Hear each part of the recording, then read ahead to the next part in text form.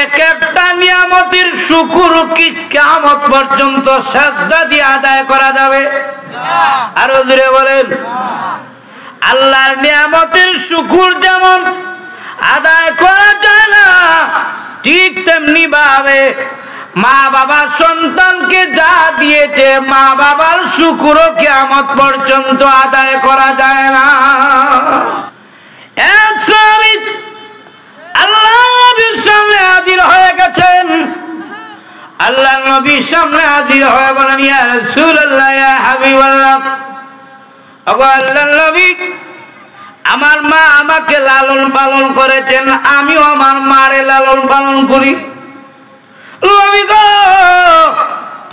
আমার মা আমাকে পায়খানা পরিষ্কার করেছেন, প্রস্রাব পায়খানা আমিও পরিষ্কার করি। ওগো আল্লাহর নবী, আমার মা আমাকে খুলে নিয়েছেন, আমিও মারে খুলে নেই। এই পর্যায়ে আপনার সামনে মূল্যবান চাকরি পেশ করবেন হযরত মাওলানা রায়হান আহমদ আনসারী সাহেব। রায়হান আহমদ আনসারী সাহেব হযরতের মূল্যবান চাকরি পেশ করার জন্য সবিনয় অনুরোধ করছি।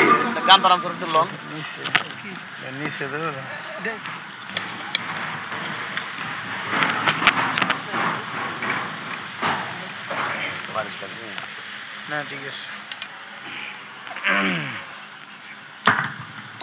السلام عليكم ورحمة الله وبركاته. الحمد لله نحمده ونستعينه ونستغفره ونؤمن به ونتوكل عليه ونعوذ بالله من شرور أنفسنا ومن سيئات أعمالنا، من يهده الله فلا مضل له ومن يضلله فلا هادي له، ونشهد أن لا إله إلا الله وحده لا شريك له، ونشهد أن سيدنا وسندنا وحبيبنا ومولانا محمدا عبده ورسوله الذي أرسل إلى الناس كافة بشيرا ونذيرا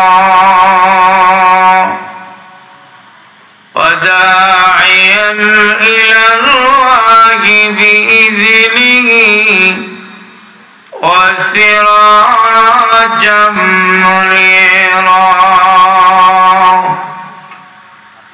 أما بعد فقد قال الله تعالى في كلامه المجيد والفرقان الحميد: أعوذ بالله من الشيطان الرجيم. بسم الله الرحمن الرحيم. وقضى ربك ألا تعبدوا إلا إياه وبالوالدين إحسانا إما يبلغن عندك الكبر أحدهما أو كلاهما فلا تقل لهما أف ولا تنهرهما وقل لهما قولا كريما واخفض لهما جناح الذل من الرحمة وقل رب ارحمهما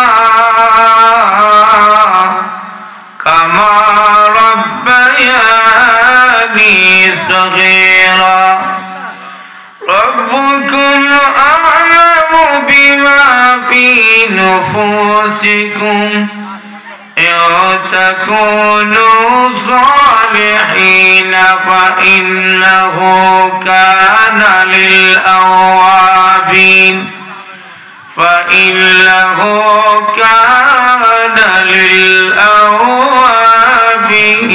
غفورا صدق الله العظيم সবাই দুরূদ শরীফ পড়েন সাল্লাল্লাহু আলা সাইয়্যিদিনা ওয়া মাওলানা মুহাম্মদ ওয়া আলা আলিহি ওয়া আসহাবিহি ওয়া সাল্লাম সাল্লাল্লাহু আলা সাইয়্যিদিনা ওয়া মাওলানা মুহাম্মদ ওয়া আলা আলিহি ওয়া আসহাবিহি ওয়া বারিক ওয়া সাল্লিম। আলহামদুলিল্লাহ। কালিকাপুর পূর্বপাড়া ফকির বাড়ি নূর জামে মসজিদ কর্তৃক আয়োজিত আজকের পঞ্চম বার্ষিক ওয়াজ ও দোয়া মাহফিলে অত্যন্ত শ্রদ্ধেভাজন সভাপতি, উপস্থিত মুআজ্জাজ মুকাররম উলামায়ে কেরাম, প্রাণ প্রিয় মুসলমান ভাইরা, পর্দার আড়ালে অবস্থানরত অত্যন্ত শ্রদ্ধেয় মা বোনেরা, আল্লাহ পাকের দরবারে শুকর আদায় করছি যে আল্লাহ অত্যন্ত দয়া মায়া করে আজকের জান্নাতের বাগানের মধ্যে আমাদেরকে আসার তৌফিক দান করলেন। প্রাণ কোলে জবান কোলে শুকর আদায় করি সবাই পড়ে আলহামদুলিল্লাহ। আপনারা কি ওয়াজ শুনবেন নাকি যাইবেন গা? আপনারা থাকবেন নি নাকি না দোয়া করে দিয়া? কারা কারা ওয়াজ শুনবেন হাত তোলেন। শুনবেন তো ইনশাআল্লাহ? শুনেন, যদি ইচ্ছাই যদি থাকে তাহলে সামনে পড়েন। ও দূর কেলে কি আপনারা কাছে আসেন। কাছে আসলে মায়া মহব্বত বাড়বে, আলোচনা শুনতে সহজ হবে। আসেন, সামনে আসেন। আমরা যদি না আসেন তাইলে হইব কিভাবে? আসেন, সামনে আসেন। আসো বাচ্চারাও না সামনে, ফাঁক জায়গা পূরণ করেন। দুই জায়গায় খালি রাখতে নাই, ফাঁক রাখতে নাই। নামাজের কাতারে আর দ্বীনি মজলিসে সামনে আসেন। মুরব্বী সাদা, ও মুরব্বী সাদা, আইয়া বলেন সামনে আইয়া। আসেন মাশাআল্লাহ। এই তো খালি জায়গাগুলো পূরণ করেন, ফাঁক রাখবেন না। ভাইরা আমার, ওয়াজ সবাই শুনতে হবে এরকম কোনো বিষয় না। সবাই যে হেদায়েতের পথে চলবে, সবাই যে আল্লাহ রাসূল মানবে, এটা কখনোই সম্ভব না। কেউ হয়তো ভালো রাস্তায় চলবে, কেউ হয়তো খারাপ রাস্তায় চলবে, এটাই স্বাভাবিক। তবে বেশিরভাগ মানুষই খারাপ রাস্তার দিকে ধাবিত। এজন্য অনুরোধ করব, কমপক্ষে এলাকাবাসী যারা আছেন, যাদের কানে মাইকের আওয়াজ যাচ্ছে, পুরুষ যারা আছেন, আপনারা মেহরবানি করে চলে আসুন মাহফিলের মধ্যে। কোরআনের মাহফিলের সম্মান আছে কিনা নাই সবাই জোরে বলেন তো, আরো জোরে বলেন আছে কিনা নাই? যেখানে কোরআনের মাহফিল হয়, রাসূল বলেন ওই জায়গাটা হলো জান্নাতের বাগান। সুবহানাল্লাহ। সুতরাং অত্যন্ত দামি একটা জায়গা, সবাইকে সময় দিতে হবে। প্রিয় ভাইরা, আজকের মাহফিলের মধ্যে হাজির হতে পরে কারা কারা খুশি? সবাই হাত তুলেন। খুশি তো সবাই? সবাই বলেন আলহামদুলিল্লাহ। আজকের মাহফিলে আসার তৌফিক কে দিয়েছেন? আরো জোরে বলেন কে দিয়েছেন? আল্লাহর নাম সর্বোচ্চ আওয়াজে বলেন কে দিয়েছেন? আরো জোরে আওয়াজে বলেন কে দিয়েছেন? একেবারে দেবিদ্যার জন্য বের পার হয়ে যায়। জোরে বলেন কে দিয়েছেন? কি দেবিদ্যার পারিব? মশাই তো গেছেন এখন। জোরে কোন কে দিয়েছেন? আরো জোরে বলেন কে দিয়েছেন? আবারও শুকর আদায় করেন অন্তর খুলে, অন্তরের ভিতর থেকে আওয়াজ খুলে বলি আলহামদুলিল্লাহ। আরো জোরে বলেন আলহামদুলিল্লাহ। ভাইরা, আমি আপনাদের সামনে সূরাতুল বনি ইসরাইল থেকে কয়েকখানা আয়াতে কারিমা আপনাদের সামনে তেলাওয়াত করেছি। এই বাচ্চারা, তোমরা কি ওয়াজ শুনবা নাকি হাসাহাসি করবা? হাসাহাসি করলে উঠে যাও গা, হাসাহাসি করলে উঠো, আর ওয়াজ শোনালে সামনে আসো। আর একটু এইদিকে আসো, তোমরা দেখা যায় না তো, এদিকে হাসাহাসি করে না, এদিকে আসো।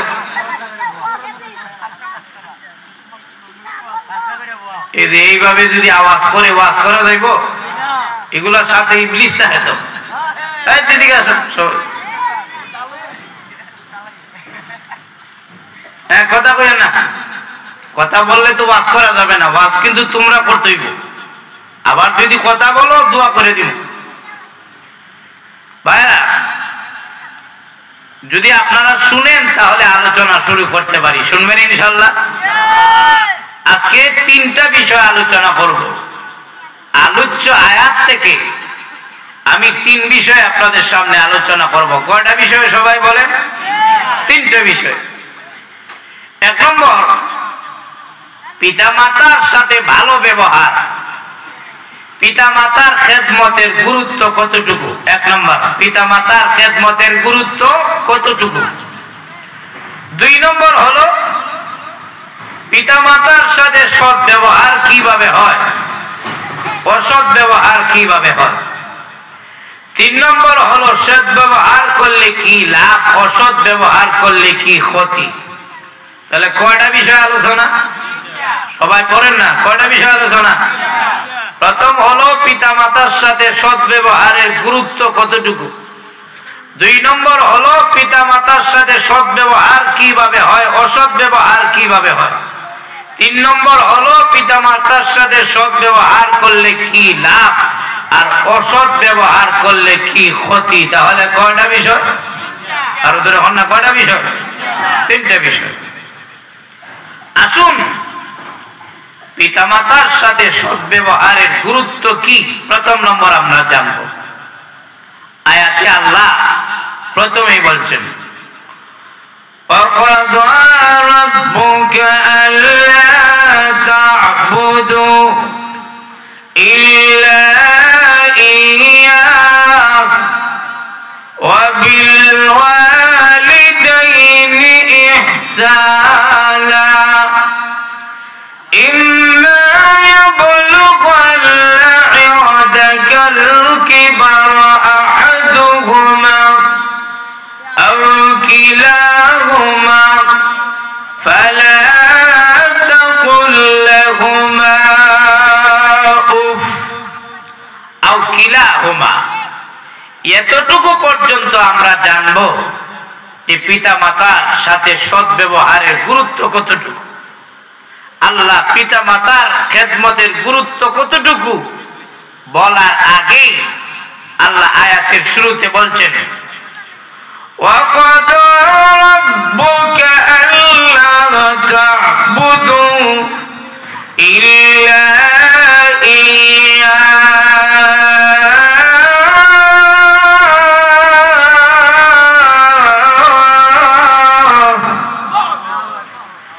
আল্লাহ বলেন, এ দুনিয়ার মুসলমানেরা, আমি আল্লাহ তোমাদেরকে জোর নির্দেশ, গুরুত্ব সহকারে নির্দেশ করতেছি, আল্লাহ তা'বুদু ইল্লা ইয়া। আল্লাহ বলেন ইবাদত একমাত্র করবে আমার। সবাই বলেন ইবাদত কার জন্য? আরো আসতে কোন আপনারা? আমি কি আসলে ওয়াজে আছি না গুরুস্থানে আছি আমি নিজেই জানি না।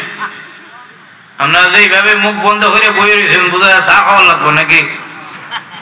সবাই জোরে বলেন ইবাদত কার জন্য হবে? আরো জোরে বলেন। এটা কার নির্দেশ? আল্লাহর নির্দেশ। আল্লাহ তা'বুদু ইল্লা ইয়া। আল্লাহ বলেন ইবাদত একমাত্র হবে আল্লাহর জন্য। আল্লাহ ছাড়া আর কারো ইবাদত করা যাবে না। মনে রাখবেন, দুনিয়ার জগতে আমাদের অনেক কাজকর্ম আছে।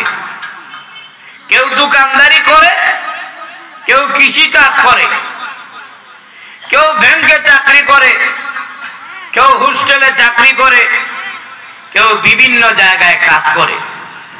দুনিয়ার জগতে আমাদের অনেক কাজ, দোকানদারি, কৃষি কাজ, অফিস আদালত। মনে রাখবেন সবচাইতে বড় কাজ হলো আল্লাহর ইবাদত। সবাই বলেন দুনিয়ার সকল কাজের চাইতে সবচাইতে বড় কাজ কি? আর ওদের বলেন না কি? সিরিয়াল নাম্বার 1 আল্লাহর ইবাদত। দুনিয়ার সকল কাজের আগে আল্লাহর ইবাদত করতে হবে। লক্ষ্য করে দেখেন, আল্লাহ রাব্বুল আলামিনও বলছেন, আমরাও যদি কাউকে জিজ্ঞাসা করি কেউ ভাই নামাজ পড়লা না কেন, তখন সে জবাব দেয় হুজুর কাজের জন্য সময় পাই না নামাজ পড়ার। তাহলে ইবাদত রে রাখলো পিছনে, কাজ রে রাখলো সামনে। এ ভাই নামাজ পড়লে না কেন? হুজুর দোকান বন্ধ করে কি নামাজ পড়া যায়? তাহলে কাজ রে আগে রাখলো আর ইবাদত রে পরে। ভাই নামাজ পড়ো না কেন? হুজুর মাত্র আসলাম, দেখেন মাত্র কাজ করেছি, এখন কি আর সময় আছে? আসরের নামাজটা পড়বো। তাহলে ইবাদতকে রাখলো পিছনে আর কাজ রে রাখলো আর হুজুর এখন না সামনে। এরকম যদি হয়, কেউ যদি দুনিয়াকে সামনে রাখে আর যদি ইবাদতকে আখিরাতকে পিছনে রাখে, আল্লাহ নির্দিষ্ট কোরআনে জানায় দিবেন আয়াতে, তার ঠিকানা হবে জাহান্নাম। জোরে বলেন না নাউযুবিল্লাহ। ইবাদতরে যে পিছনে রাখে আর কাজকে যে সামনে রাখে, তার ঠিকানা কই হবে? আরো আসতে কোন না আপনারা? فَأَمَّا مَنْ طَغَى وَآثَرَ الْحَيَاةَ الدُّنْيَا فَإِنَّ الْجَحِيمَ هِيَ الْمَأْوَى।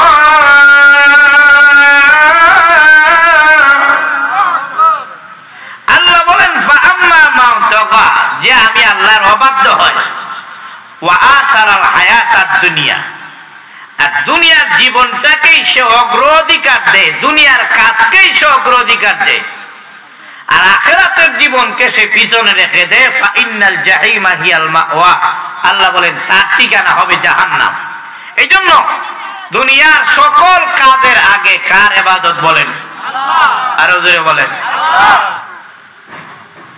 এক আল্লাহর ওলি ছিলেন, ওনার নাম হলো আব্দুল্লাহ ইবনে মুবারক রাহমাতুল্লাহ আলাইহি।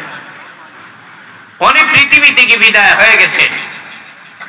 ওনার বাড়ির পাশে এক কামার, কামার চিনেন আপনারা?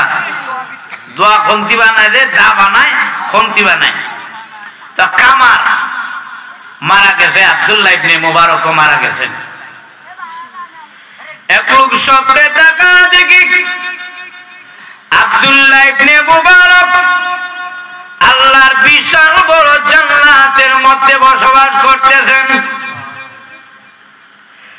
জিজ্ঞাসা করা হলো, ও আব্দুল্লাহ ইবনে মুবারক, তোমার জান্নাত তো বিশাল বড় জান্নাত দেখা যায়। আব্দুল্লাহ ইবনে মুবারক বলেন, তুমি আমার জান্নাত কি দেখেছো? আমার জান্নাতের চাইতে আমার পাশের বাড়ি যে কামার, ওই কামারের জান্নাত আরো বড়। আব্দুল্লাহ ইবনে মুবারক বলেন, আমার জান্নাত তুমি দেখতেছো বড় সুন্দর, আর আমার জান্নাতের চাইতে পাশের বাড়ির কামারের জান্নাত আরো বড়। ওই লোকের স্বপ্ন ভেঙে গেছে। খুঁজে গেলেন যে এই লোকের কি আমল যে আব্দুল্লাহ ইবনে মুবারক জামানার বড় আলেম, মুহাদ্দিস, ইমাম বুখারী এবং ইমাম আবু হানিফা জিনার উস্তাদ, ওনার জান্নাতটা হলো কামারের জান্নাতের চাইতে শুধু, আর কামারের জান্নাত হলো আব্দুল্লাহ ইবনে মুবারকের জান্নাতের চাইতে আর জোরে হল না। খোঁজাখুঁজি করলেন যে কামারের কি আমল। এখন খবর নিলেন, তাকায় দেখেন না কোনো খবর নাই। ওনার স্ত্রীকে জিজ্ঞাসা করলেন, কামারের স্ত্রীকে, যে আপনাদের স্বামীর কি আমল আছে? স্ত্রী জবাব দিলেন, আমার স্বামীর কি আমল ছিল কি ছিল না তা আমি জানি না। উনি তখন জবাব দিলেন, কিন্তু আমি দেখলাম আব্দুল্লাহ ইবনে মুবারকের জান্নাতের চাইতে আপনার স্বামীর জান্নাত বড়, অবশ্যই আমল আছে। তখন ওনার স্ত্রী বলতেছেন, কামার স্ত্রী বলতেছেন, আমার স্বামীর মধ্যে দুইটা আমল ভালো ছিল। এই দুইটা আমলের কথা কইমুনি, পালন করবেন নি নাকি? না খালি হই নাই লইবেন আপনারা। এখন তো মানুষ ওয়াজ শুনতে রাজি, কিন্তু আমল করতে, হুজুর সারা রাত্র ওয়াজ করেন কিন্তু হজের নামাজ পড়তাম না, এই নিয়ত নাই। দুইটা আমল বলবো, আর হুজুর এখন না বলবো। প্রথম নম্বর আমল হক, কামারের স্ত্রী বলতেছেন, আমার স্বামী সারা রাত্র কাজ করতেন, হাতুড়ি দিয়ে লোহার মধ্যে আঘাত করতেন। সারা রাত্র আমার স্বামী কাজ করতেন। আর পাশের বাড়ি আব্দুল্লাহ ইবনে মুবারক, উনি সারা রাত্র ছাদের মধ্যে দাঁড়ায় দাঁড়ায়, যায় নামাজে দাঁড়ায় দাঁড়ায় নামাজ পড়তেন। আমার স্বামী কাজ করতেন আর মনে মনে বলতেন, প্রভু আমার এক কামার বানাইছো, এই জন্য আমার কাজ চালায় যেতে হয়, আমার অবসর সময় নাই। আর আব্দুল্লাহ ইবনে মুবারক অবসর সময় পাইয়া সারা রাত্র দাঁড়ায় দাঁড়ায় উনি নামাজ পড়ে। ও প্রভু, আমারে যদি কামার না বানাইতা, আমিও আব্দুল্লাহ ইবনে মুবারকের মতো সারা রাত্র দাঁড়ায় দাঁড়ায় নামাজে কাটায়া দিতাম। আল্লাহ, আমিও যদি আব্দুল্লাহ ইবনে মুবারকের মতো অবসর থাকতাম, আমিও নামাজে দাঁড়ায় যাইতাম। সুবহানাল্লাহ বলেন। অবসর সময়টা আমিও কাজে লাগাইতাম। আর আমরা অবসর সময় ভাইলে বিড়ি খাই, কি আরাম। অবসর সময় ভাইলে শাস্ত্র, আর যুবকরা অবসর সময় ভাইলে বিছনার মধ্যে মোবাইল লই আর গেমস লইয়া। অবসর সময় মনে রাখবেন, রসুল বলেন, ব্যস্ততা আসার আগে আগে অবসর সময়টারে কাজে লাগাও, কারণ যেই সময় চলে যাবে এই সময় আর ফেরত পাওয়া যাবে। আজকে অবসর সময় যদি আমরা পাই, কেউ কাটায় মোবাইলে অবসর সময়, কেউ গেমসে কাটায় অবসর সময়, অথবা দেখবেন কেউ টিভির ঘরে অবসর সময় কাটায়, কেউ চা খায় আর বিড়ি খায় অবসর সময় কাটায়। এই সময়ের হিসাব কি আল্লাহর কাছে দিতে হবে না? আর ওদের এখন আল্লাহ যদি বলেন, বান্দা তোমাকে ব্যস্ততা দেওয়ার আগে অনেক তো অবসর সময় দিছিলাম, কি করছো? আল্লাহ কি জিজ্ঞাসা করবেন না? আর আসতে কোন না জিজ্ঞাসা করবেন না আল্লাহ? আমাদের প্রত্যেকটা সময়ের হিসাব কি আল্লাহর কাছেই দিতে হবে না? কি কোন মুরব্বি দেওয়া লাগবো নি? তা আল্লাহ যদি জিজ্ঞাসেন বান্দা তুমি আমার অবসর সময় কি করছো, আপনি কবেন আল্লাহ বিড়ি টানছি নাকি? এ বান্দা অবসর সময় কি করলি? আল্লাহ কত সুন্দর গেমস দিচ্ছেন, এটা কাটছি। আল্লাহ কত সুন্দর সময় দিচ্ছেন, চা খাইয়া আর চক্কা খেললে, জুয়া খেললে, তাস খেললে সময়টা কাটাইছি। এই জবাব দিলে কি আল্লাহর কাছ থেকে বাঁচতে পারবেন আপনি? ফেরেশতারা কবর হইলে তো তারে গল্লার বাড়ি বেশি দেওয়া লাগবো। আর আব্দুল্লাহ ইবনে মুবারক অবসর সময় পাইয়া আল্লাহর ইবাদত বন্দেগীতে তারা যেতেন। জোরে বলেন না সুবহানাল্লাহ। এই গেল প্রথম। তাহলে অবসর সময় সবাই কাজে লাগাবো ইনশাল্লাহ বলেন, ইনশাল্লাহ বলেন না সবাই ধরে করে। দ্বিতীয় নম্বর আমল, কামারি স্ত্রী বলতেছেন আমার স্বামী মনের মধ্যে আফসোস ছিল, এই আগ্রহ ছিল আল্লাহ আমিও যদি আব্দুল্লাহ ইবনে মুবারকের মতো অবসর সময় পাইতাম আমিও ইবাদত করতাম। ইবাদতের আগ্রহ করা, নিয়ত করা এটাও সবের কাজ। এই গেল প্রথম। দুই নম্বর হলো কামারি স্ত্রী বলতে যে আমার স্বামী কাজ করতেন ঠিক আছে, কিন্তু কাজের ফাঁকে ফাঁকে উনি আযানের আওয়াজ শুনে মসজিদে গিয়ে হাজির হয়ে যেতেন। এমন যদি হয় মাইকের মধ্যে দেখি আযানের আওয়াজ এসেছে, আল্লাহু আকবার আল্লাহু আকবার আওয়াজ এসেছে, আর আমার স্বামী উপরে হাতুড়ি তুলেছেন, তার মধ্যেও তো বা লোহার মধ্যে আঘাত করবেন। এমন সময় যদি আল্লাহু আকবারের আওয়াজ শোনা যায়, এই হাতুড়ি আর সামনে নিতেন না, পিছনে ফালাইয়া দিয়া নামাজের জন্য মসজিদে চলে যেতেন। কারণ সকল কাজের আগে বলেন কার ইবাদত, আরো ধরে বলেন কার ইবাদত। এই দুই আমলের কারণে বড় আলেমের চাইতে আমার স্বামীর জান্নাত বড়। সুবহানাল্লাহ কইতেন না? কারণ সবাই তো জান্নাতি। তাহলে সকল কাজের আগে কার ইবাদত? সবাই জুড়ে বলেন কার ইবাদত, আরো জুড়ে বলেন কার ইবাদত। ইবাদত একমাত্র কার জন্য হবে? কুল সালাতি ওয়া নুসুকি ওয়া মাহইয়ায়া ওয়া মামাতি লিল্লাহি রাব্বিল আলামিন।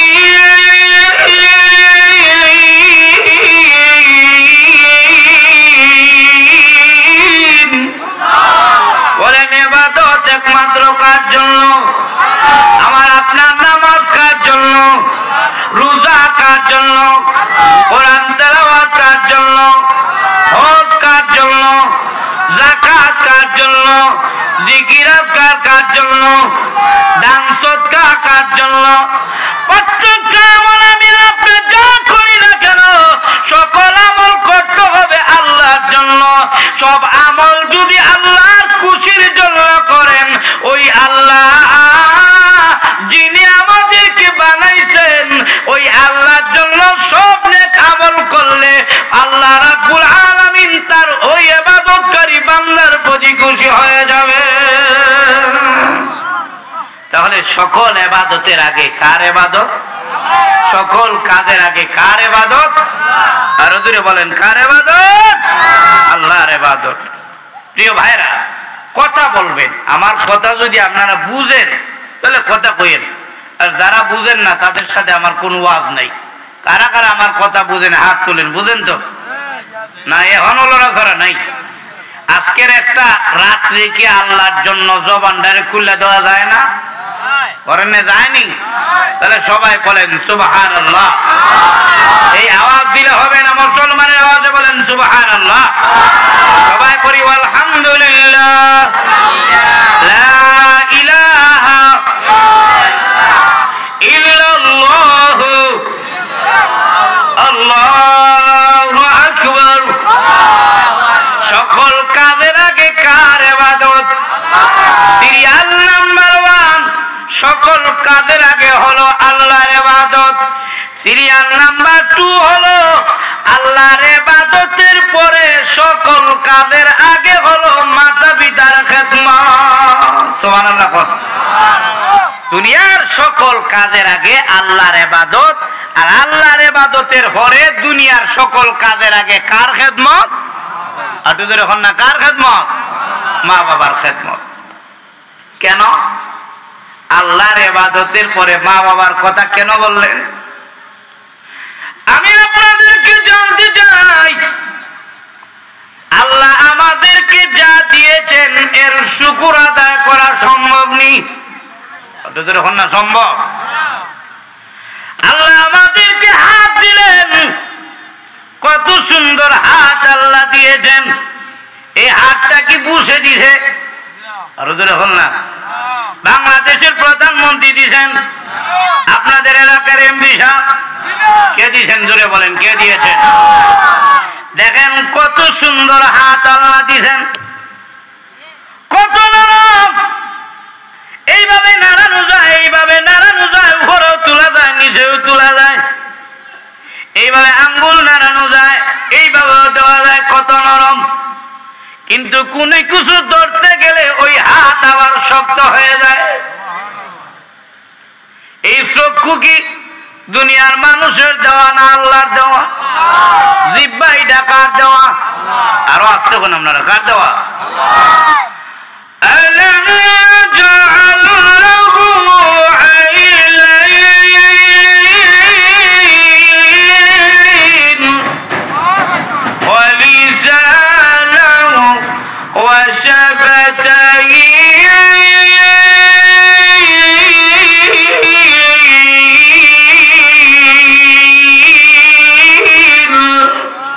সবাই জুড়ে বলেন এই চক্ষু কার দেওয়া? আরো জুড়ে বলেন চোখের মধ্যে কি ছিদ্র আছে? আরো জুড়ে কন। চোখের মধ্যে ছিদ্র নাই।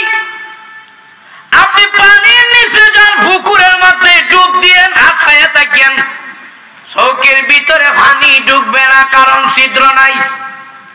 এমন সিস্টেম আল্লাহ দিলেন, পানি ঢুকে না কিন্তু চোখের পানি বের হয়।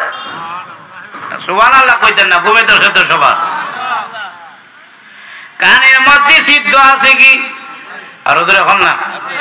পানির নিচে যদি ডুব দেন, কানের ভিতর দিয়ে কি পানি ঢুকে জায়গা? কত জায়গায় ছিদ্র আছে কিন্তু পানি ঢুকে না। এই ক্যারাসমাটি কার? আরো জুড়ে বলেন কার? এই যে মাথাটা আছে, এটা পিছনেও নিতে পারবেন, সামনেও আনতে পারবেন, ডাইনেও নিতে পারবেন, বামেও নিতে পারবেন। এত নরম, কিন্তু এক মন বোঝা মাথায় নিলে মাথা নরম থাকে না, শক্ত হয়ে যায়।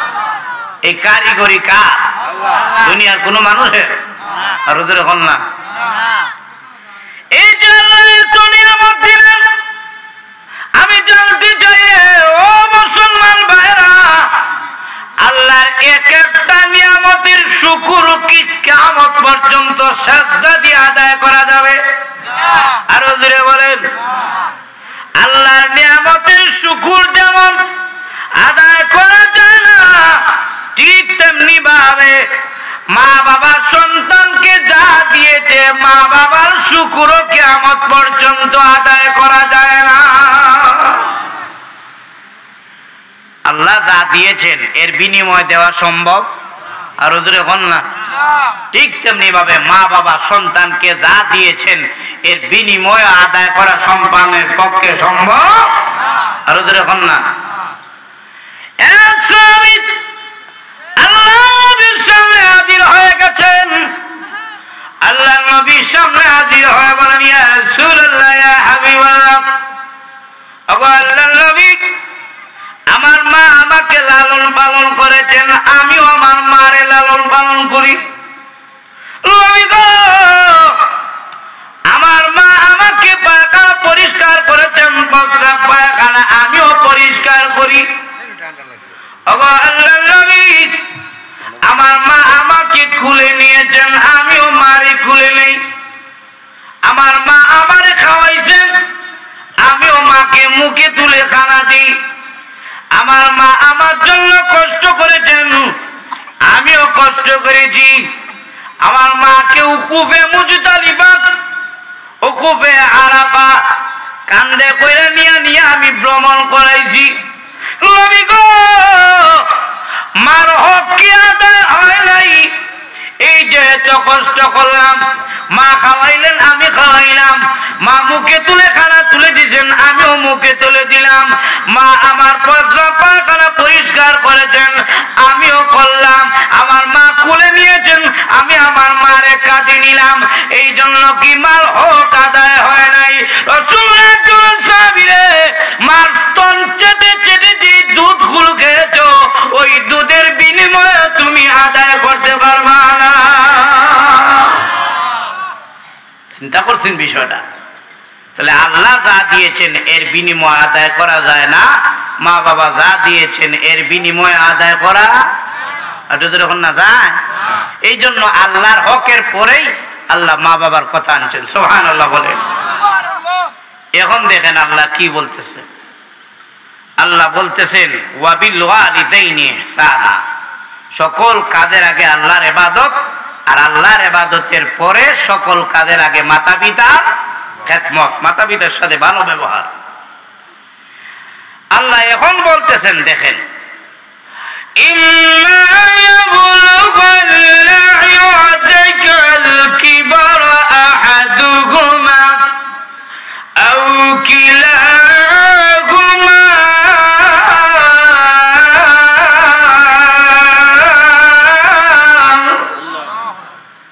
আল্লাহ বলেন মা বাপ যদি বুড়া হইয়া যায়, বুড়া হয়নি মা বাবা, বৃদ্ধ হয়নি, আরো আসতে কোন আপনারা বৃদ্ধ হয়নি মা বাবা, এই শরীর কি শক্তি সবসময় একরকম থাকবে নাকি নরম হবে?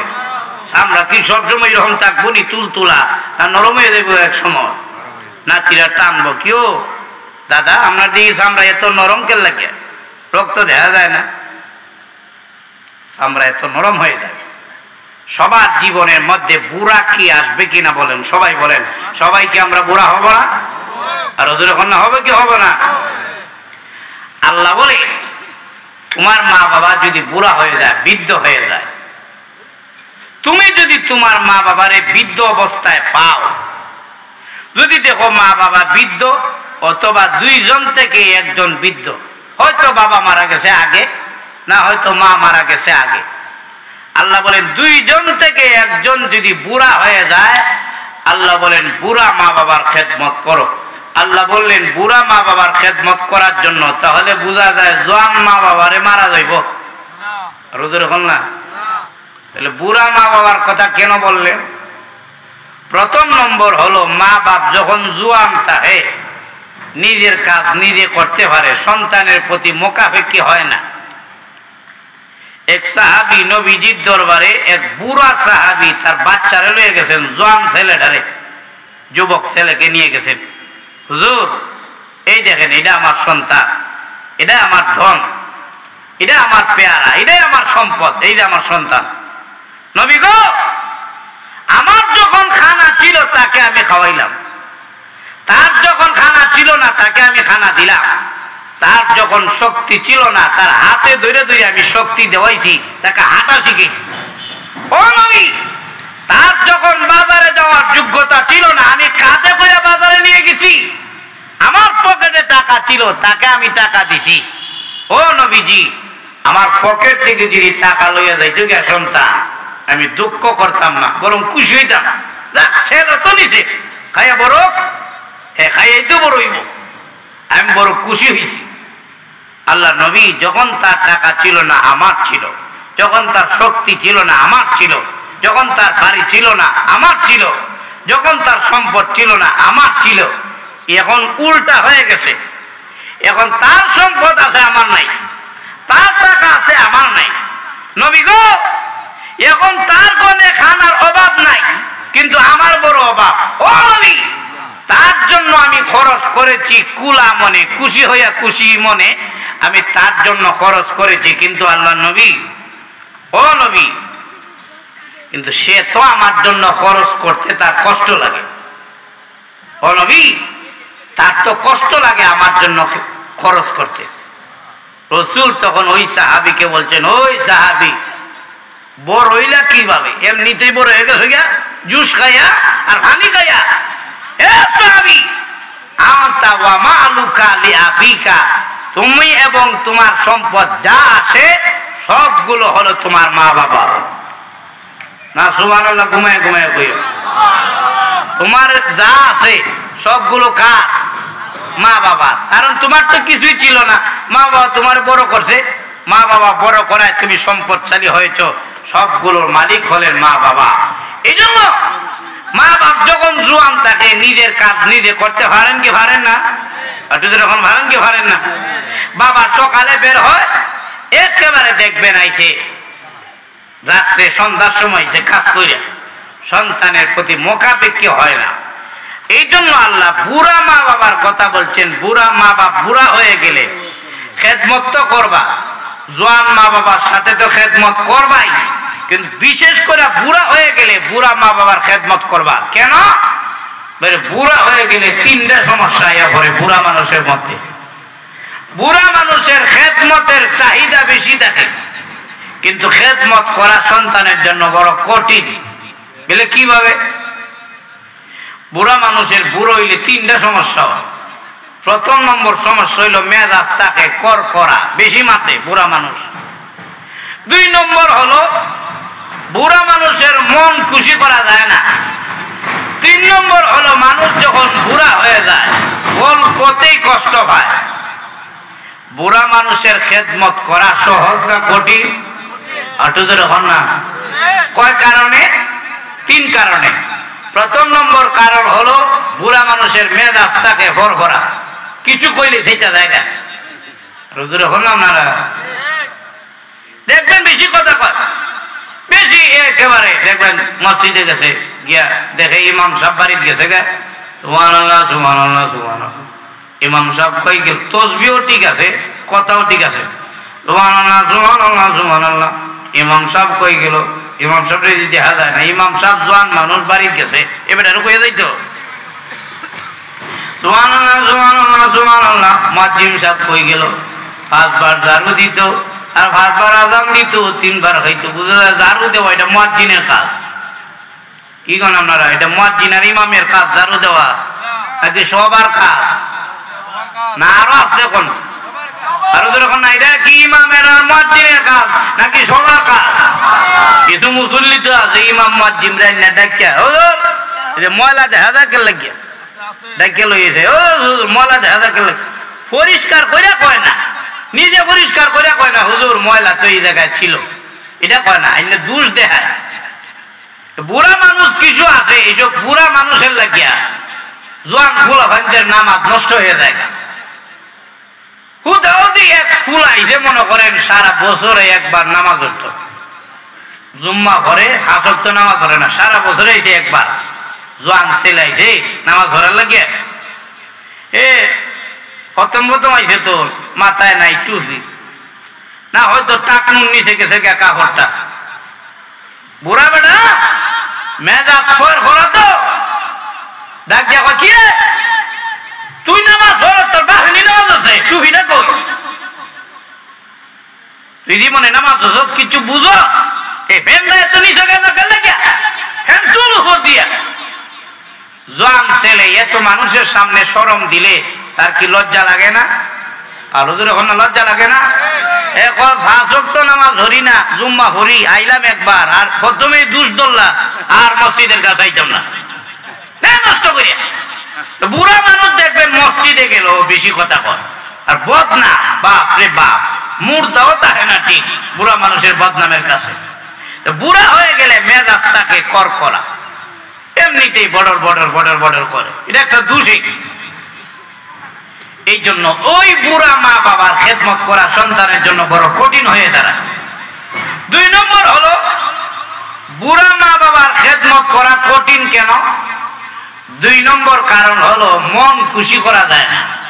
যেমন ছেলে মনে করেন লইছে 500 টাকা দিয়া একটা লঙ্গি বাবার লাগিয়া, আর তার লাগিয়া লইছে 300 টাকা দিয়ে একটা লঙ্গি। আচ্ছা বলেন তো দেখি, যুবক মানুষের লঙ্গি আর মুরব্বীর লঙ্গি কি এক সমান? যত দামি হোক মুরব্বীর লঙ্গি, কিন্তু লক্ষ্য করে দেখবেন দামি হইল এটা সাদা সিধা থাকে মুরব্বী মানুষের লঙ্গি।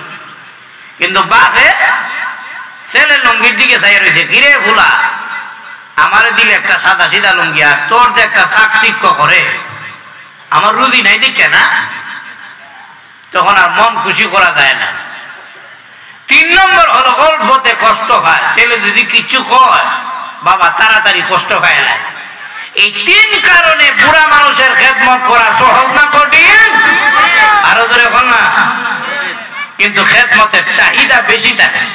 এই জন্য আল্লাহ বলেন মা বাবা বুড়া হয়ে গেলে খেদমতটা করবা। তাহলে এতক্ষণ আমরা জানলাম পিতামাতার খেদমতের গুরুত্ব আল্লাহর ইবাদতের পরে।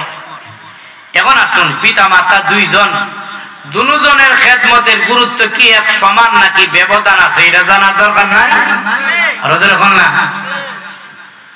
এক সাহাবী নবীজিকে প্রশ্ন করলেন, মান আহাক্কু বিহুসনি সাহাবাতি ইয়া রাসূলুল্লাহ। এক সাহাবী বলেন, হুজুর দুনিয়ার মধ্যে সবচেয়ে উত্তম ব্যবহার আমার কাছ থেকে পাওয়ার উপযুক্ত কে?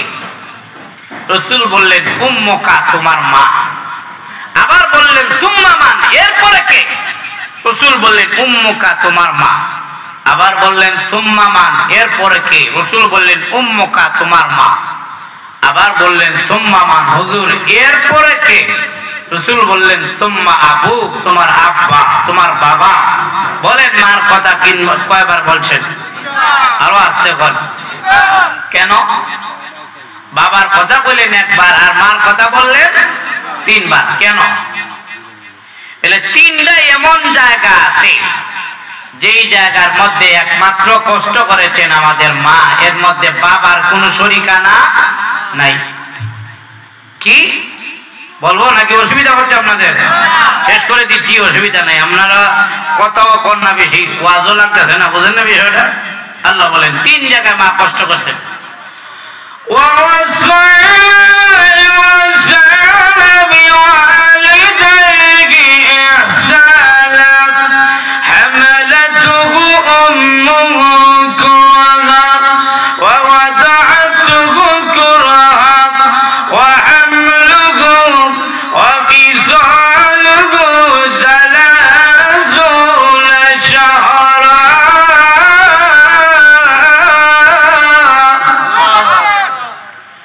জায়গায় মা কষ্ট করছেন। সবাই বলেন কয় জায়গায়?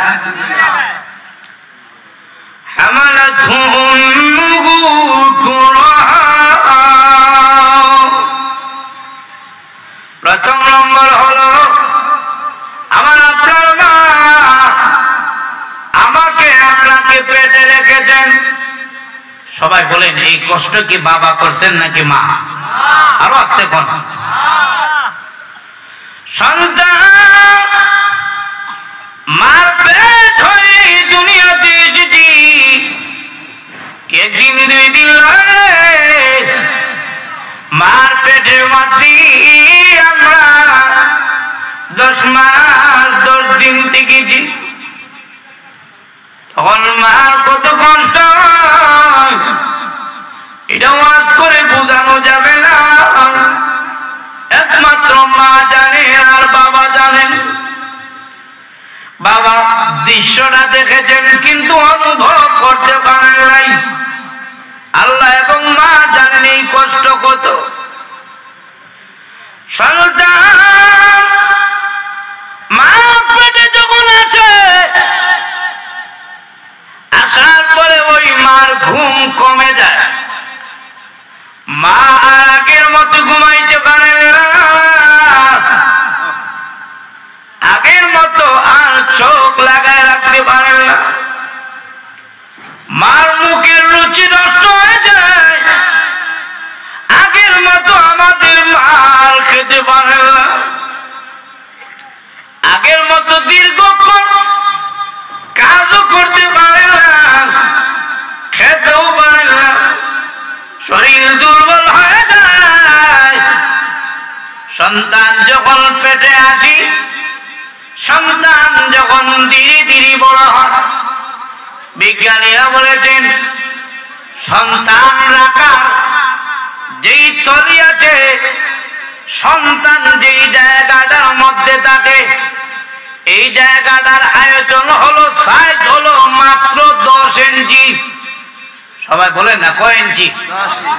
এরকম না, সন্তান যেই জায়গাটার মধ্যে থাকবে এই জায়গাটা সাইজ হলো মাত্র 10 ইঞ্চি। কিন্তু বিজ্ঞানীরা বলেন পৃথিবীর মানুষ বাচ্চার বয়স যখন 7 মাস 1 দিন হয়, ওই বাচ্চার সাইজ হয় 10 ইঞ্চি।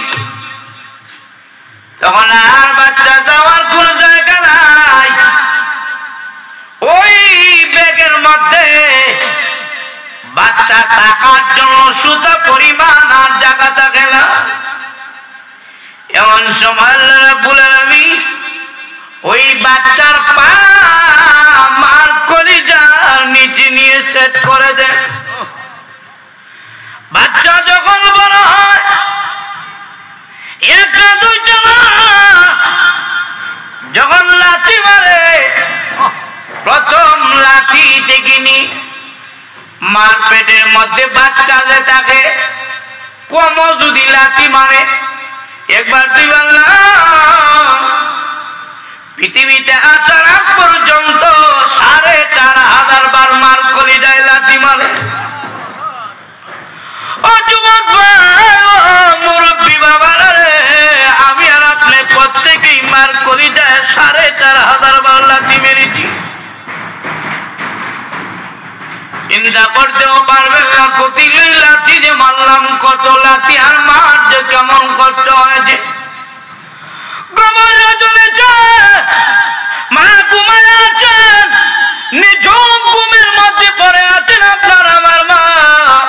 রাত 2টা 3টার সময় হঠাৎ করে মার কলিজায় লাথি মারলাম। মা ঘুমাইতে পারেন নাই, সাথে সাথে খাট থেকে দাঁড়ায় গেছেন।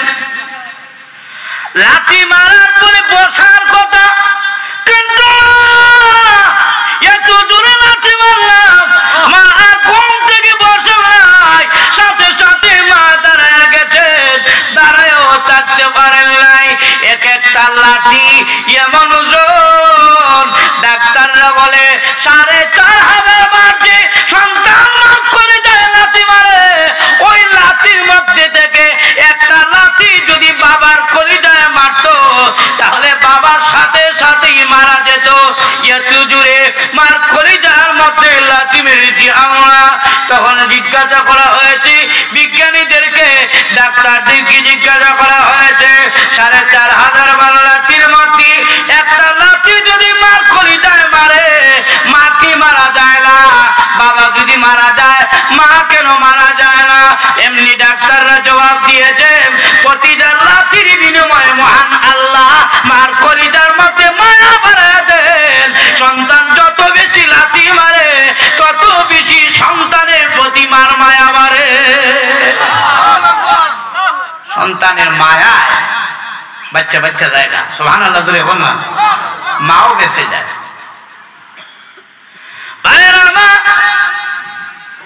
এত দূরে লাথি মারলাম, ঘুম ভেঙে গেল। ঘুম ভাঙার পরে আমার আপনার মা বিছানা থেকে হাঁটাহাঁটি করতেছে। আব্বা নারা সারা থেকে উঠে গেছেন, তাকায় দেখেন আমার আপনার মা হাঁটতেছেন। জিজ্ঞাসা করা হলো, তুমি কেন এইভাবে হাঁটো?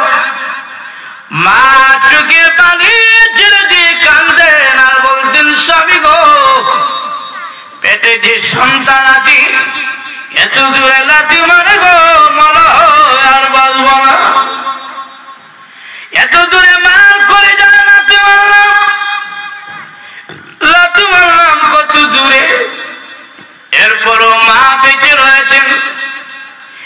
কষ্ট যে ভোগ করলেন বলেন তো দেখি, এইগুলো কি দুনিয়ার কোন বাবা শরীক আছেন নাকি এই কাজে? আর জুড়ে বলেন।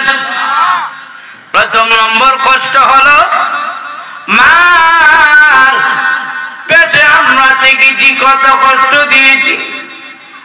2 নম্বর কষ্ট হলো আমি আর আপনি মার পেট থেকে ভূমিষ্ঠ হয়ে দুনিয়াতে এসেছি।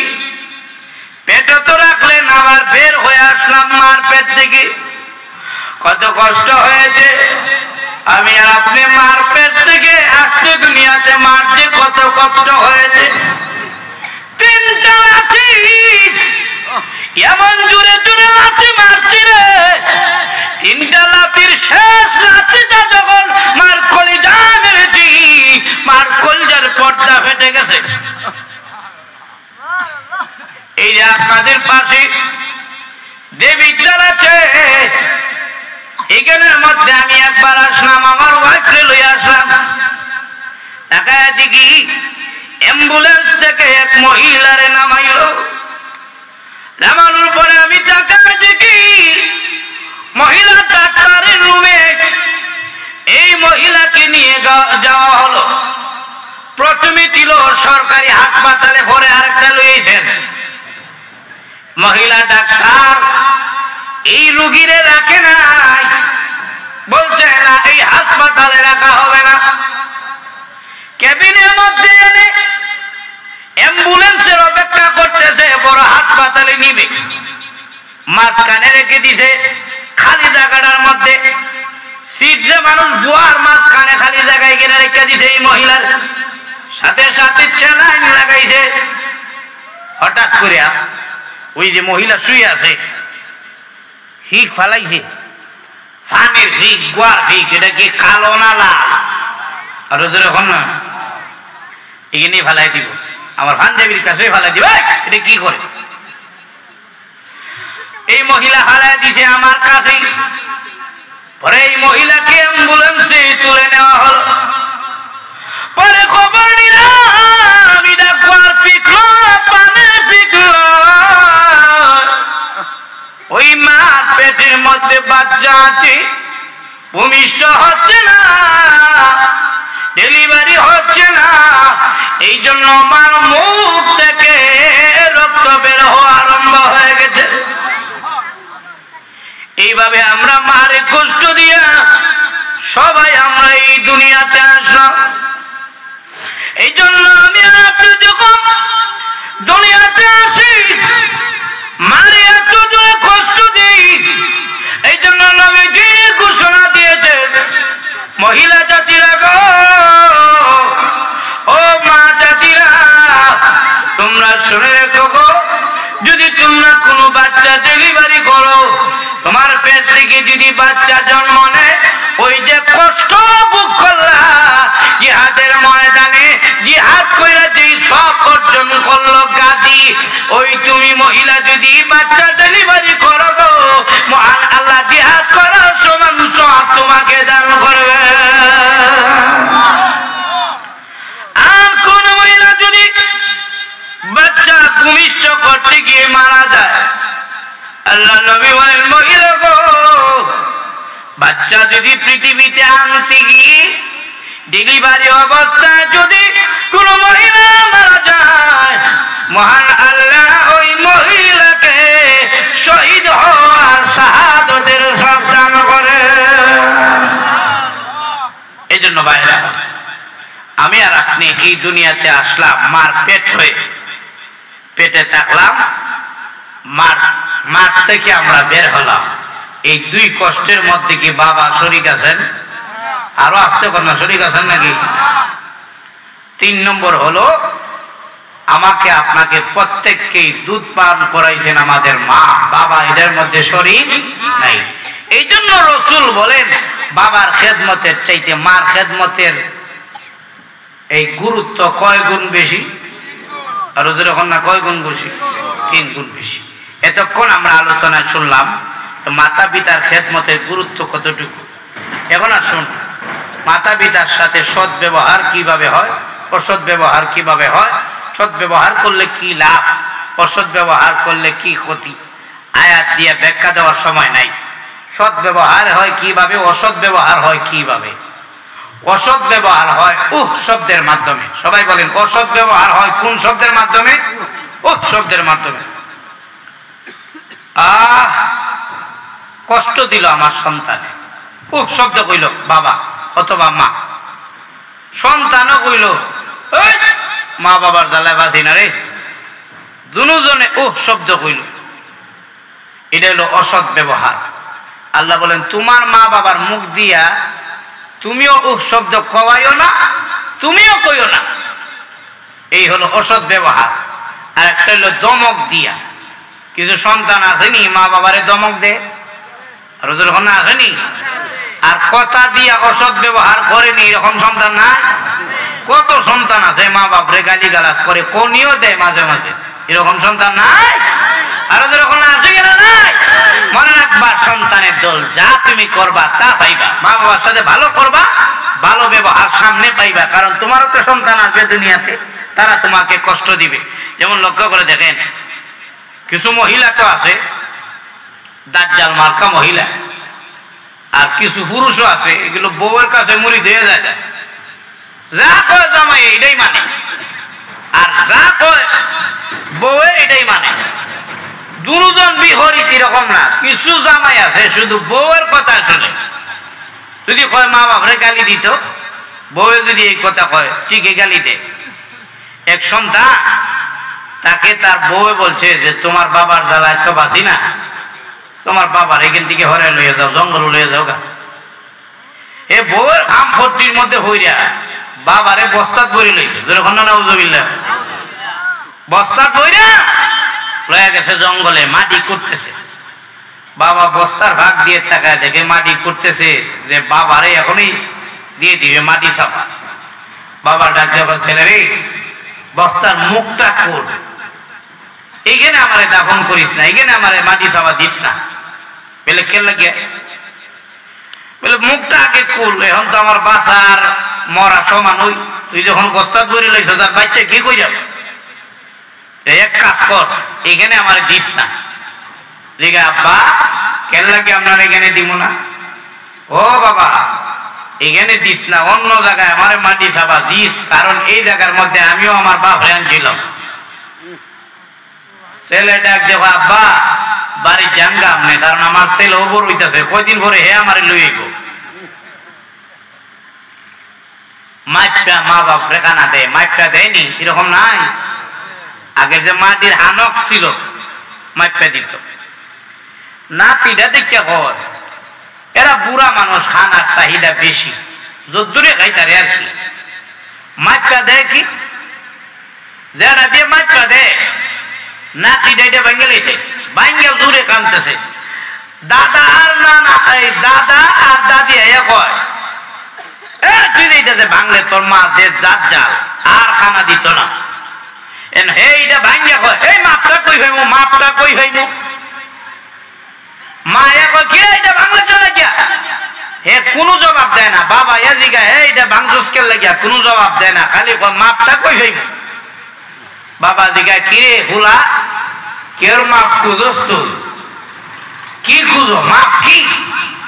এইটা যে বাংলা, আপনারা যে আমার দাদা দাদিরে মাছটা খাওয়ান, আপনারা মাছটা খাওয়াইতে হইব না, ভাঙ্গা দেখেন ওইটা মাপটা কই হইব। এমনি ডাক দেখো কই গো তৌবা কর আর খাও করে মাপটা। মাছটা যদি দেওয়া লাগে, খাওয়ান লাগে, খাওয়ানো লাগে, মাছটা খাওয়া লাগবে। যা করবেন মা বাবার সাথে তা হয়ে যাবে। এই জন্য শব্দের মাধ্যমেও মা বাবাকে কষ্ট দেওয়া যাবে না, দমকও দেওয়া যাবে না। যদি দমক দেন, কষ্ট দেন মা বাবারে, হাদিস কয়ে লাই দুই একটা। আল্লাহ রসুল বলেন ইদর রাব্বি ফি রিদাল ওয়ালিদ ওয়া সাখাতুর রাব্বি ফি সাখাতিল ওয়ালিদ সালাসু দাওয়াতিন মুস্তাজাবাত দাওয়াতুল মুসাফির ওয়া দাওয়াতুল মাজলুম ওয়া দাওয়াতুল ওয়ালিদ। সুবহানাল্লাহ। মান আহাব্বা আইয়ামুদাল্লাহু ফি উমরি عمره ويزيد في رزقه فليبر والديه سبحان الله আল্লাহ নবী বিশ্বনবী রাহমাতুল লিল আলামিন বলেন রিদার রাব্বি ফি রিদাল ওয়ালিদ ওয়া সাকাতুর রাব্বি ফি সাকাতিল ওয়ালিদ আল্লাহ নবী বলেন উম্মতের দলেরা রে মা বাবা যেই সন্তানের প্রতি খুশি মহান আল্লাহ এই সন্তানের প্রতি খুশি আর সুবহানাল্লাহ শুধু তা না তিন ব্যক্তির দোয়া আল্লাহর দরবারে কবুল দোয়া করতে দেরি হয় আল্লাহ কবুল করতে দেরি হল না তিন ব্যক্তির দোয়া ডাইরেক্ট আল্লাহর দরবারে কবুল এর মধ্যে এক ব্যক্তি হলো দাওয়াতুল ওয়ালিদ মা বাবা দোয়া আল্লাহর দরবারে কবুল মা বাবা যদি দোয়া করে সন্তানের জন্য আল্লাহ ডাইরেক্ট কবুল করে নেন বদদোয়া যদি দেন মা বাবা তাহলেও দোয়া কবুল হয়ে যায় বদদোয়া কবুল হয়ে যায় মা বাবার সন্তান অনেক সন্তান মা বাবার দোয়ায় বড় হয়েছে অনেক সন্তান মা বাবার দোয়ায় আলেম হয়েছে ইঞ্জিনিয়ার হয়েছে এমপি হয়েছে মন্ত্রী হয়েছে যত সফলতা আছে সফলতার পিছনে অবশ্যই মা বাবার দোয়া আছে মা বাবার দোয়া ছাড়া কোন সন্তান আগাইতে পারে না আবার যদি মা বাবার বদদোয়া নেয় এটাও আল্লাহ কবুল করেন দোয়া করলেও কবুল হয়ে যায় কত তাড়াতাড়ি কবুল হয় ইমাম বুখারী রাহমাতুল্লাহি আলাইহি প্রাথমিক জীবনে উনি অসুস্থ হয়ে গেছিলেন দুই চোখ অন্ধ হয়ে গেছিল ইমাম বুখারীর এক পর্যায়ে মা সিজদা করে কান্না শুরু করে দিলেন প্রভু গো আমার সন্তানকে তুমি সুস্থ করে দাও আমার একটাই সন্তান চোখ অন্ধ হয়ে গেছে আল্লাহ আমার সন্তানের চোখ ফিরিয়ে দাও সিজদা করে কাঁদলেন আর বললেন মা প্রভু গো যতক্ষণ পর্যন্ত আমার সন্তানের চোখ ভালো না করবা আমি সিজদা থেকে মাথা উঠাবো না এমনি যখন এইভাবে দোয়া করলেন সিজদা থেকে মাথা উঠানোর আগে আগে ইমাম বুখারীর চোখ ভালো হয়ে গেছে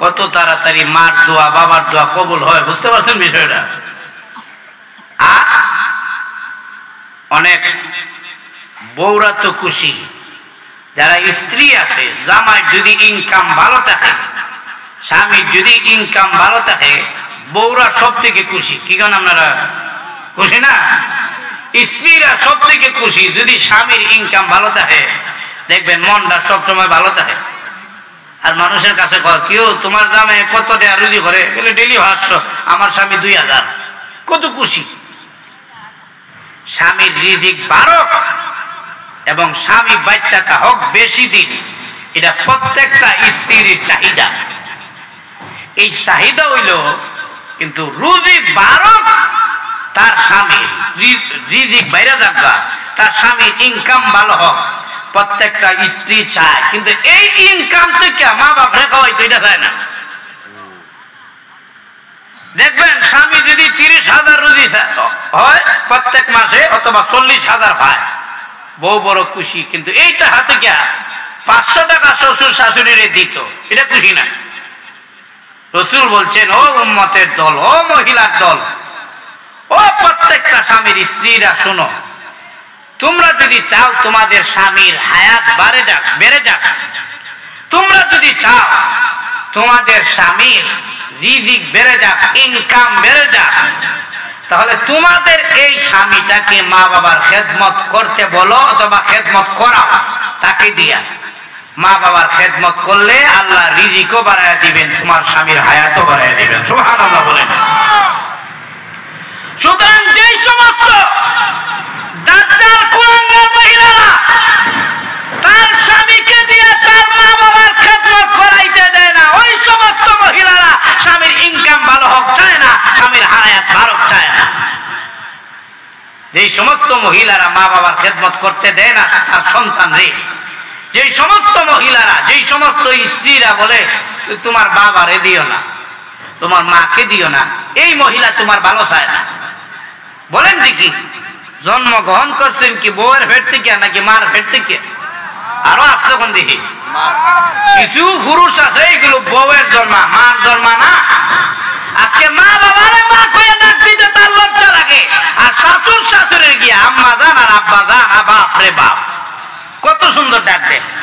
আর মা রে কয় ও বেটি, বাপ রে কয় ও বেটা, আর শ্বশুরে কয় আব্বা জান, আর শাশুড়ে কইবা আম্মা জান, কত মায়া। এই জন্য বলতে চাই, শ্বশুর শাশুড়ির খেদমত করবেন, শাশুর শাশুড়ি অসুবিধা নাই, কিন্তু মা বাবার খেদমতটা চালায় যেতে হবে। মা বাবার খেদমত করলে আপনার হায়াত বাড়বে, আপনার রিজিক বেড়ে দিবে। ঘোষণা দিয়েছেন রাসূল সাল্লাল্লাহু আলাইহি সাল্লাম। নবীর কথা সত্য না মিথ্যা? আরো জোরে বলেন, সত্য না মিথ্যা?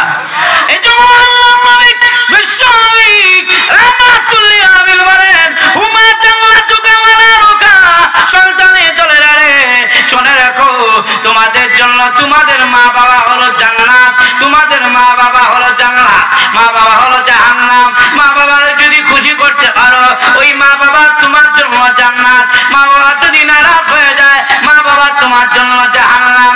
আল জান্নাতু তাহতা আকদামিল উম্মাহাত, মায়ের পায়ে নিজের সন্তানের জন্য বেহেশত রয়েছে।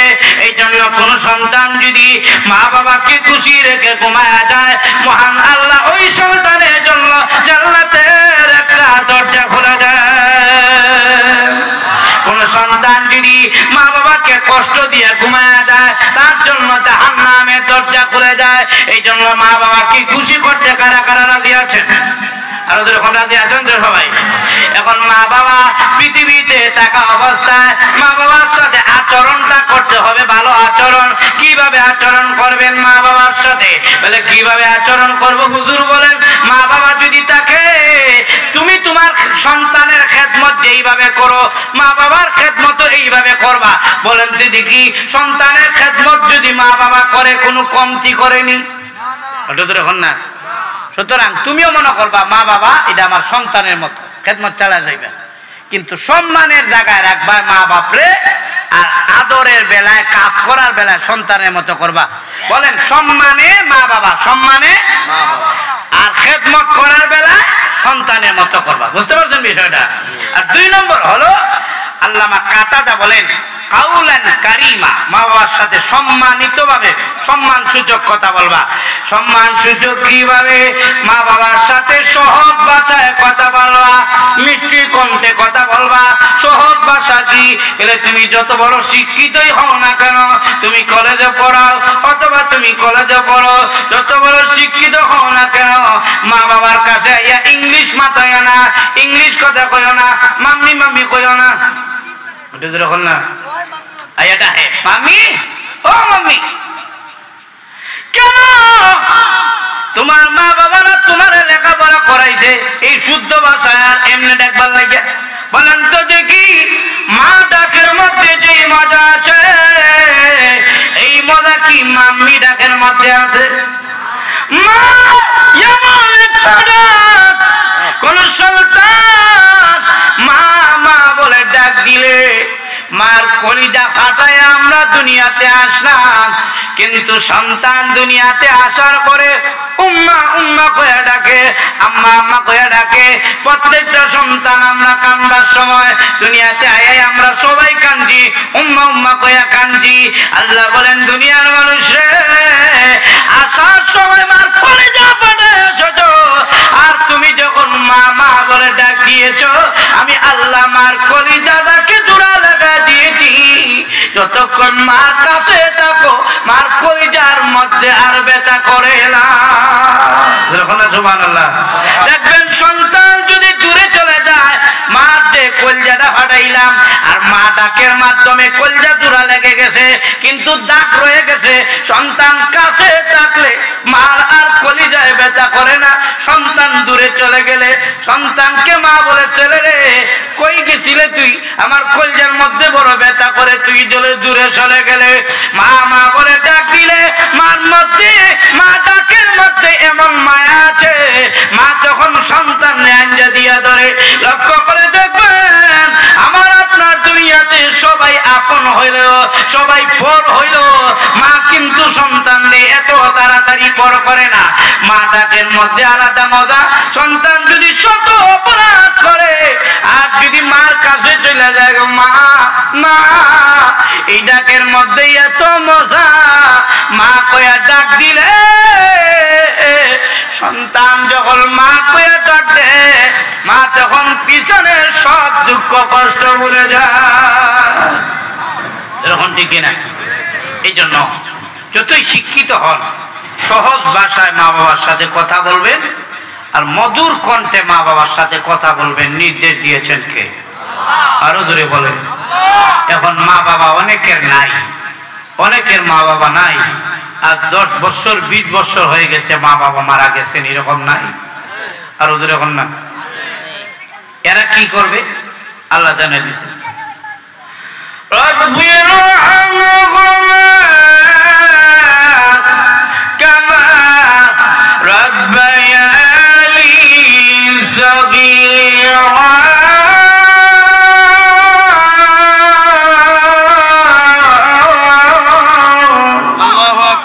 এই দোয়া শিক্ষা দিয়েছেন কে?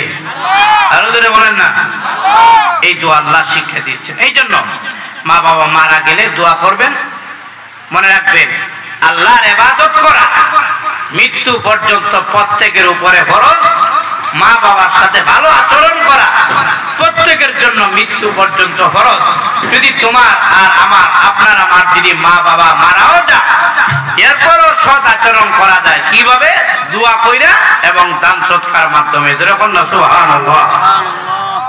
সন্তান যখন দান সৎকার করে সন্তানে, অথবা সন্তান যখন গিয়ে মা বাবার কবর জিয়ারত করে, শুক্রবারে কবর জিয়ারত, শুক্রবারে যদি করে গিয়া সন্তান মা বাবার কবর জিয়ারত করে আর দোয়া করে 3 বার সূরা ইখলাস পড়ে রব্বির হামহুমা পড়ে, আল্লাহ মা বাবা আর সন্তানের মধ্যে থেকে পর্দা সরায় দেন। আর জোরে বলুন না সুবহানাল্লাহ। মা তাকে দেখে তারপরে যা টুকরা সন্তান কবরের পাশে দাঁড়ায় আছে। সন্তান বলে, প্রভু বুঝি নাই, মা থাকতে মার কদর বুঝি নাই, বাবা থাকতে বাবার কদর বুঝি নাই। আল্লাহ আজকে দোয়া করি গো, মাবুদ গো, তুমি আমার মা বাবারে মাফ করে দাও। মা বাবা সন্তানের দিকে তাকাইয়া চোখে পানি ছেড়ে দিয়ে কান্দে আর বলে, প্রভু গো, ওই যে আমাদের সন্তান কবরে পাড়া দাঁড়ায় দাঁড়ায় কান্দে, আল্লাহ সন্তান অপরাধ স্বীকার করেছে, আমরা মা বাবা ওই সন্তানের প্রতি খুশি হয়ে গেলাম। এই জন্য মা বাবার নামে দান করেন, মা বাবার বালা মুসিবত দূর হয়ে যাবে। এই জন্য মা বাবার নামে দোয়া করেন, দোয়া আল্লাহ পৌঁছায় দিবে। ও সন্তানের দল, তোমরা যারা নামাজ পড়ো না, তোমাদের কপালে তাদের এক ওয়াক্ত নামাজ নসিব হয় না, তোমরা মা বাবার জন্য কিভাবে দোয়া করবে বলো দেখি? নামাজেই পড়ো না, দোয়া করবা কিভাবে? আমলের মাধ্যমে মা বাবাকে সান্ত্বনা দেওয়া যায়, শান্তি দেওয়া যায় কবর জগতে। সন্তান যদি আমল করে, এর আমলের একটা সওয়াবের একটা অংশ মা বাবার কবরে যায়। সন্তান যদি গুনাহগার হয়, মা বাবার কবরের মধ্যে কোনো সওয়াব যাবে না। এজন্য অনুরোধ করব, সন্তান তুমি বুঝে শুনে চলো। তোমার অবাধ্যতার কারণে, তোমার পাপের কারণে হাসরে কঠিন ময়দানে তুমি গিয়া কাজ করা দাঁড় করাইবে তোমার মা বাবারে। তুমি যদি আজকে গুনাহ করো, যদি পাপাচার করো, এর জন্য মা বাবাও জবাবদিহি করতে হবে। আর তুমি যদি মা বাবার নামে দোয়া করো, দান সদকা করবো, এর সওয়াবও যাবে কবরে। এই জন্য ভাই, মুসলমান সমাজের ভাই যারা আছেন, যারা মা বাবাকে কষ্ট দিয়েছেন, আপনারা মা বাবাকে খুশি করেন। দুনিয়ার পীর আপনার প্রতি খুশি হয়ে গেছে, দুনিয়ার মন্ত্রী আপনার কাছে খুশি হয়ে গেছে, দুনিয়ার এমপি, মন্ত্রী, প্রধানমন্ত্রী সবাই যদি আপনার প্রতি খুশি হয়ে যায়, আর মা বাবা যদি নারাজ থাকে, কোনো কাজে আসবে। এই জন্য মা বাবাকে কষ্ট দেওয়া যাবে না। বলেন দেখি কার কার মা বাবা আছে হাত তুলে। কার কার মা বাবা আছে? হাত কিন্তু নামানো নাই, হাত নামাবেন না। সবার যারা হাত তুলছেন সবার মা বাবা আছে? আরো জোরে এখন এখন যারা হাত তুললেন এরা তো সবাই সন্তান। কি বলেন? আমরা হাত নামাই না। যারা হাত তুললেন সবাই সন্তান না? এইখানের মধ্যে কার বাবা আছে দেখেন তো দেখি, কার বাবা আছে এইখানের মধ্যে দেখেন। আপনারা যারা হাত তুলছেন সন্তান, আপনাদের বাবা আসেনি এই জায়গায় দেখেন তো কার বাবা আছে? যার বাবা আছে বাবার কাছে আসেন, বাবার কাছে উঠে আসেন সবাই সন্তানদের। যার বাবা এখানে উপস্থিত সন্তান বাবার কাছে আসেন, উঠেন সবাই।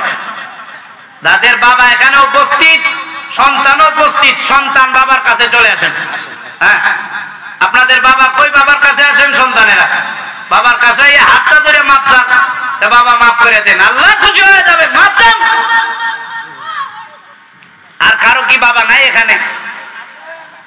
আরে বাবার কাছে মাপ চাইতে লজ্জা লাগে? তোমার সন্তান তো তোমার লাথি মারবে কিছুদিন পরে। চান বাবার কাছে মাপ চান, মাপ চান, বাবার কাছে মাপ চান। আল্লাহ সবার সন্তানদেরকে মাফ করুন, মা বাবাদের হায়াত বাড়ায় দেন, সবাই বলি আমিন। আর কার কার মা নাই বাবা নাই হাত তুলে? আপনাদের মা বাবা নাই? আল্লাহ, ও মাবুদ, যারা হাত তুললেন যাদের মা বাবা নাই, আল্লাহ আমার বাবাও নাই, আল্লাহ সবার মা বাবার খবর রয়েছে আপনাদের বাগান বাড়ায় দেন, সবাই বলি আমিন। প্রিয় ভাইরা, আমি আর কিছু আপনাদের সামনে বলবো না।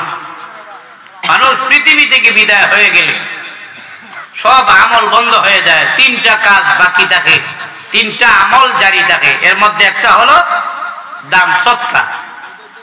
যাদের মা বাবা নাই, যারা হাত তুলছেন, প্রত্যেকের কাছে অনুরোধ, বেশি নয়, বেশি চাইবো না, যেহেতু এই কালেকশন হয়ে গেছে। এরপরেও যাদের বাবা নাই, যাদের মা নাই, আমি চাইবো এরকম লোক বেশি না, 200 টাকা করে প্রত্যেকে শরীক হন। যাদের মা বাবা নাই 20 জন লোক বলেন যে আমি প্রথমে একজন 200 টাকা করে দিলাম, যেহেতু ইয়ে হয়ে গেছে।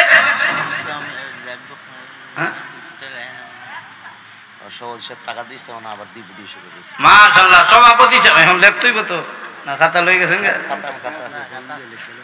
তাদের মা বাবা নাই 200 টাকা করে মসজিদের মাহফিলে দেন, দেখবেন আল্লাহ খুশি হয়ে যাবে।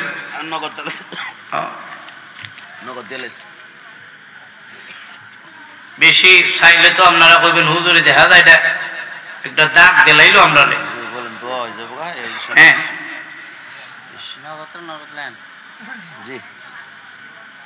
উনি দিছেন আজি ভাই 200 টাকা দিছেন।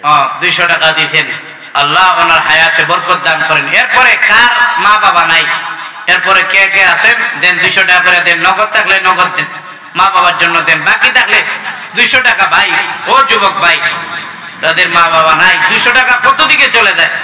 এমবি ভর্তি হইলে এক মাসে এখন 500-600 টাকা লাগে, দেন 200 টাকা। আরো একজন দিচ্ছেন 200 টাকা দিছেন, আবার 200 দিছেন। সভাপতি সাহেব আবার দিছেন, এখনো দিলেন। এরপরে আর কেউ আছেন মা বাবার জন্য দিবেন? শরীক থাকেন, শরীক থাকেন। উনি কি বলতেছে?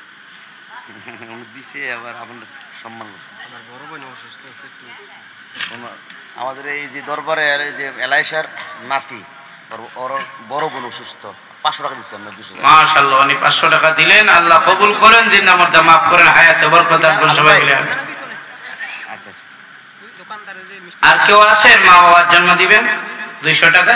বেশি না, দেন যাদের মা বাবা নাই।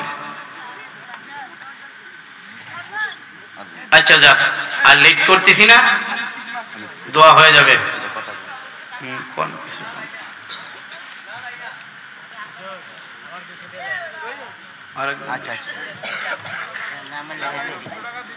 আসসালামু আলাইকুম, সম্মানিত উপস্থিতি, আপনারা সবাই কেমন আছেন?